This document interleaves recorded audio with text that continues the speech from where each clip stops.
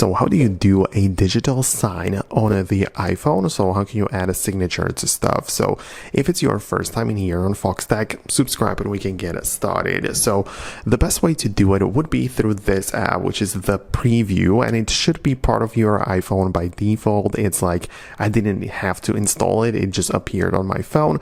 So you can use this app, but at first, let's locate our file inside of the Files app. You can see that you can look up for PDF documents or whatever else it is, and you can tap on it in here to open it up. You can see that at first it gives me the quick look, but I always have the ability at the bottom to click on the button which gets me over to the preview app, which I briefly mentioned at the beginning. So you can tap on it like this, moves you over, and in here we have more options, including the signature.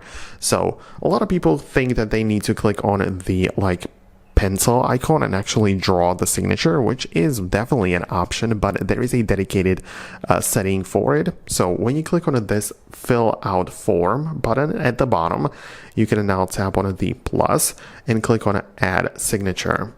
You can see that I already have some of them stored from the previous use cases, but if not, you can click on add, tab the plus, and set up a new signature, right? So you can see I can type in a test or whatever, and now this has been added. I can resize it and place it wherever I need within my document, right? So it's likely going to be a bit smaller, but you can place it in here, and now the signature has been added to that document. So we can now, I don't know, export it, save it, send it over email, or whatever we need to do with it. So I believe that this is the best way to sign and digitally perform the signature for documents and other things. So let me know in the comments below if you found this video helpful, and also if it worked out for you the way that it did for me.